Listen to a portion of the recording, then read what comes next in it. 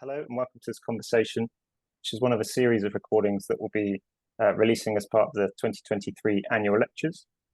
The focus of this session is on improving the quality of later life through research-led product and service development. My name is Gordon Bruce, and I'm one of the grants managers at the Dunhill Medical Trust. Today I have the pleasure of introducing Dr. Rachel Carey, who is Chief Scientist at Zinc, a venture builder and accelerator, where she works with startup founders and academics to create new scalable innovations to tackle important societal challenges. Improving quality of later life is one of Zinc's 4 mission areas, and the DMT has supported their work in producing a report on building ventures in this space. And we'll link to the report with this recording. More recently, we became an investor in the Zinc 2 fund, which will back the development of new businesses focused on improving the quality of later life, as well as in Zinc's other mission areas. So I'm really looking forward to hearing insights into some of the challenges and successes in this area. So without further preamble, I'll hand over to Rachel. Thank you so much, Gordon. It's lovely to be here, and hi everyone. Thank you very much to the team at Dunhill Medical Trust for having me. As Gordon said, I'm Rachel Carey. I'm Chief Scientist at Zinc, and really pleased to be able to share some of our work to improve the quality of later life through research-led product and service development. So I'll give a bit of background on Zinc just to set the context. I'll talk a bit about why we chose later life as one of our key focus areas, some of what we've learned from having worked a little bit now in that space. And then I'll also talk about our work to apply and advance research and science through new venture development. So just a little bit of context for those of you who haven't come across us, we're here to enable diverse cohorts of talented individuals to experiment their way to impact at scale on the most pressing problems within our missions. So that's a bit of a mouthful, but we're basically here to help individuals to have more impact on problems they care about. And we're particularly interested in problems within these 4 mission areas on screen. So improving mental and emotional health, unlocking new opportunities around the future of work, including improving financial resilience, improving the quality of later life, and reducing environmental harms. So later life is one of the 4 overarching missions we're focused on, but it's also come up as a really central theme in some of these other missions as well. As you won't be surprised to hear, there's lots of potential synergy and positive spillover across these mission areas. Our particular approach is on science-rich commercial innovation, and we're particularly interested in innovations that have the potential for scale. So innovations that have the potential to get to a huge scale of impact. And that's what we've been doing over the last few years. And I'll give a couple of examples now of the programs we've run. So our Venture Builder, we launched in 2017. Through these platforms, we bring together cohorts of up to 70 individuals. They join us full-time for 6 months. And through our program, they find 1 or 2 co-founders, explore problems to solve, and develop a new product or service from scratch.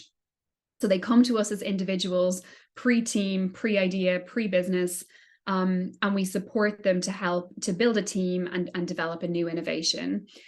Importantly, there's a common mission as the starting point for each of these programs. So we're just coming to the end, for example, of our program focused on reducing environmental harms. And we ran our first Venture Builder on later life back in 2017. So we bring together these broad range of individuals. They're typically mid-career from a very broad range of backgrounds and skills. So they might be from technology or from business, from academia, from policy, from charities, from creative industries, but they're all united by this passion for the particular mission area that we've flagged. And for some of the ventures that get built through our programs, we'll invest through, as Gordon mentioned, the Zinc 2 fund, and those ventures will progress to a second 6-month program of support, which help them to get a bit further along and ultimately make progress towards product development and business growth. Separately to that, then, we also run a Healthy Aging Catalyst program in collaboration with UKRI. So through this program, we support 80 academic teams to translate their research into scalable products and services. So helping teams of researchers in UK research institutions to develop innovations that can survive beyond the end of a particular grant period. So innovations that have the potential for sustainability and scale. And this is all exclusively focused on healthy aging through UKRI's Healthy Aging Challenge. And we're excited that we've also just recently launched a new accelerator program, again in collaboration with UKRI, for 10 of those innovations that came through the original Catalyst program. So I'll give some examples shortly of what's come through that, but we've been running that in parallel with our venture builder, and that's been also exclusively focused on healthy aging. So I'm conscious that it probably feels a bit redundant to talk about why improving the quality of later life is important in this context with this audience, but maybe just to briefly highlight what brought us into this space. We were particularly interested in improving quality of life in later life, so helping to make sure that we can maintain good quality of life as we age. And it was really salient to us that despite this being what many entrepreneurs and investors would consider a large and growing market, there's a really remarkable lack of well-designed, effective products and services, lots of needs not being met, and there's lots of opportunities there for innovation, both innovations that are tailored to people in later life, but potentially relevant across the lifespan. So physical activity innovations, for example, but also innovations that are more specific to age-related experience. So dementia diagnosis innovations, for example. And when we put out these missions to attract entrepreneurs, we usually try and choose a mission and a framing that will resonate with people. And clearly this is a mission that is relevant to all of us. So that was really important to us as well. And certainly from the people we've seen come through and be those interested in this space, it's been a really kind of strong, salient starting point for entrepreneurs and researchers. So I'm just going to share a bit about how we approached this mission and some of our learning. I wanted to highlight also a couple of examples of our ventures, both from the Venture Builder and from the Catalyst program. I spoke to some of our later life ventures in the run up to this talk, just to ask for some of their reflections. So I've included a couple of quotes in the next few slides of what they've said as well. When we kick off a new mission, the first thing we do is publish a manifesto which lays out some of the opportunities we see for innovation within that space. And this is the product of a bunch of research and expert consultation that we do. So in this, we highlight neglected areas for innovation. So we'll have spoken to lots of people to ask, what are the areas that perhaps people aren't looking at enough, or there's not enough good solutions in.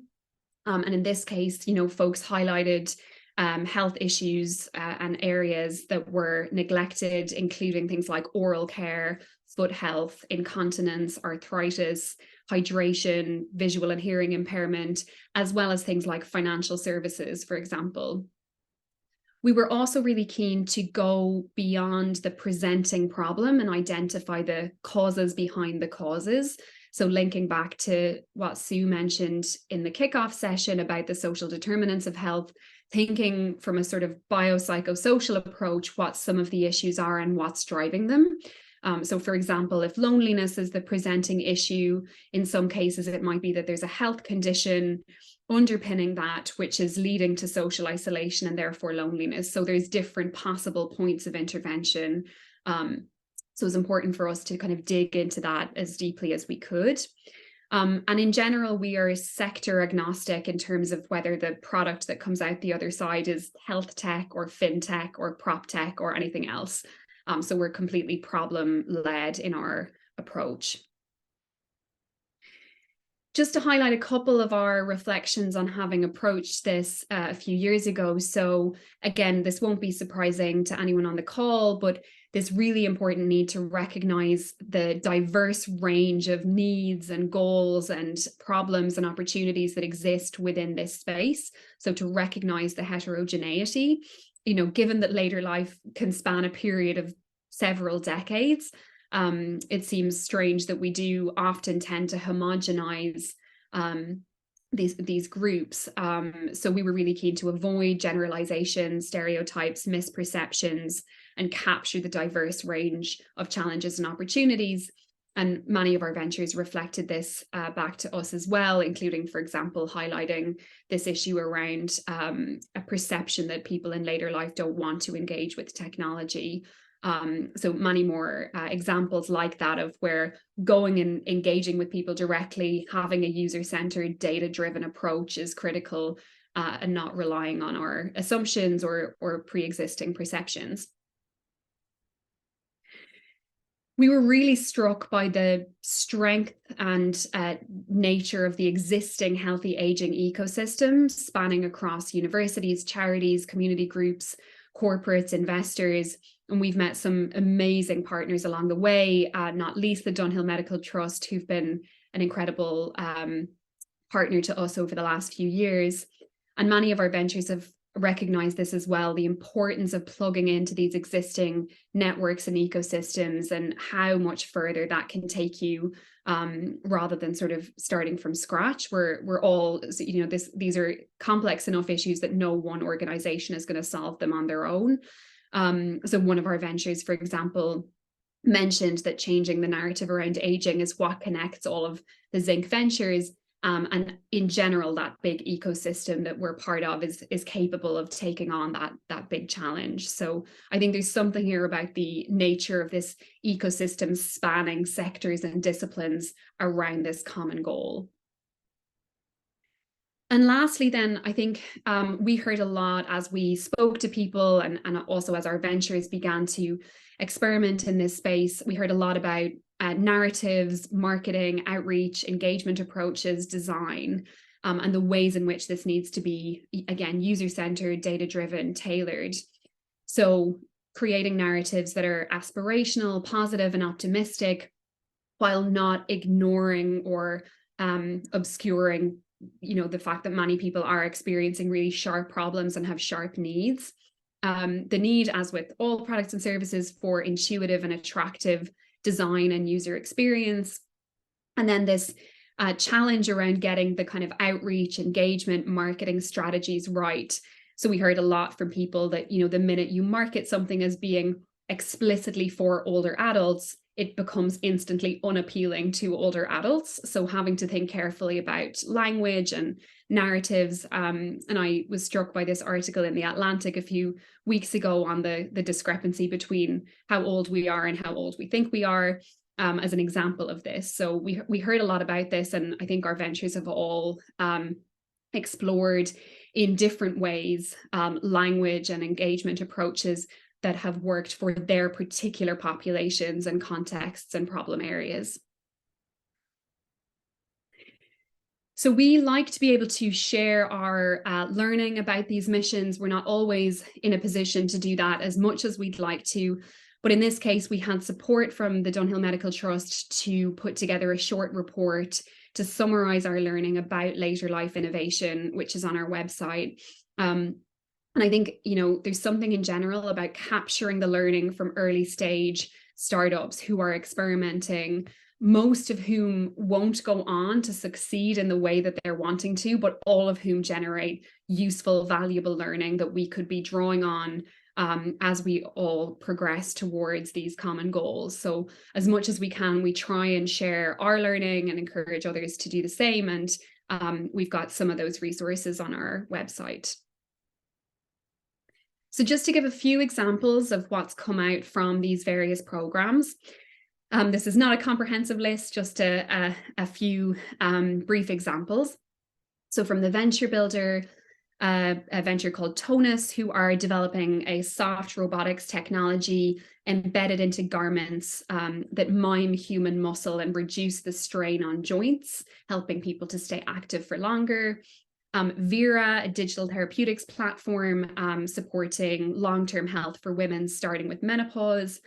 Belvie, looking to reinvent the future of care work, prioritizing the well-being of the worker with the knowledge that that will lead to better quality care. Eargym, looking to tackle age-related hearing loss through education, training and testing.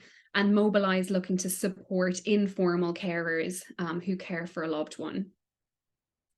Then through Catalyst, so Eyecatcher is a new vision home monitoring device for people with glaucoma. Squiboon is a platform to tackle loneliness among older adults, looking to facilitate face-to-face connections, community participation, skills sharing, etc. Myosoc is developing a low-cost method of measuring muscle health. And they're working in collaboration with a company called Conductive Transfers. And then Strong in Midlife is a new physical activity intervention for women in midlife, and they're working in collaboration with Westfield Health.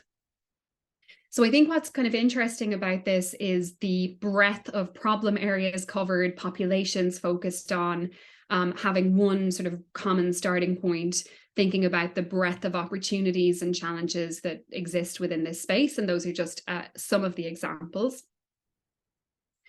What I wanted to do for the last few minutes was talk through how we've been approaching science and research in our Venture Builder program and beyond, and particularly how we want to apply and advance research through new product development. So since we got started back in 2017, we've been banging this drum about the extent to which startups are fertile ground for science and research. The extent to which they are inherently multidisciplinary environments where researchers can contribute, translate their skills, add value, and also gain interesting experience. And we believe really strongly that having a research-led approach from the outset can accelerate ventures progress. So it can help them to make the most of existing evidence, to make sure they're starting as far up the learning curve as possible. It can make sure that their own research and experimentation is maximally valuable and relevant to them. And then it can also make sure that that learning is getting translated into actionable insights for their product development, and that they're able to share some of that learning with the wider, in this case, healthy aging ecosystem, which in some cases for our ventures has led to new interesting partnerships. One of our reflections is that key to all of this is researchers themselves embedded within ventures. So we've just come to the end of a program funded by the Economic and Social Research Council, looking at the nature of social and behavioral science in startups. We've interviewed a bunch of people with social and behavioral science PhDs now working in startups as chief product officers, clinical research directors, user experience researchers, etc., to get an understanding of their roles and the challenges and opportunities that come with them. And they've spoken a lot about the opportunities for impact. So the fact that they can see how their research day to day is having an impact on the product and on the venture's direction, how they can really see meaningfully the direction of travel of the venture being changed based on some of the research they've done. And then the salient point about us needing to stop talking about non-academic career paths as non-traditional alternative career paths and start thinking about them as a sort of equally important, valid and viable route for scientists and researchers. So we think there's a huge opportunity here to support researchers and scientists working in these settings. And it's at the moment quite a fragmented, not visible ecosystem across the venture landscape. So we think there's a big opportunity to formalize, connect, and grow the science-based ventures. And a starting point for that would be to better support, connect, and make visible these venture scientists and researchers. So we're committed to working more in this agenda and we'll be hopefully have something more concrete to share in the next few months on that front. So a few things coming up. We've got a new venture builder on financial resilience in midlife starting in a few weeks. We're kicking off a venture builder in October on healthy environments, looking at the intersection of health and our physical environment. And then we will have another venture builder on later life, likely starting early 2024. We're continuing to lead the Catalyst program, starting Catalyst 4 pretty soon. And also, as I mentioned, now launching the Catalyst Accelerator program. And then we are progressing this venture science agenda. And in the first instance, one thing we have planned is supporting health and care innovation fellowships for postdoctoral researchers.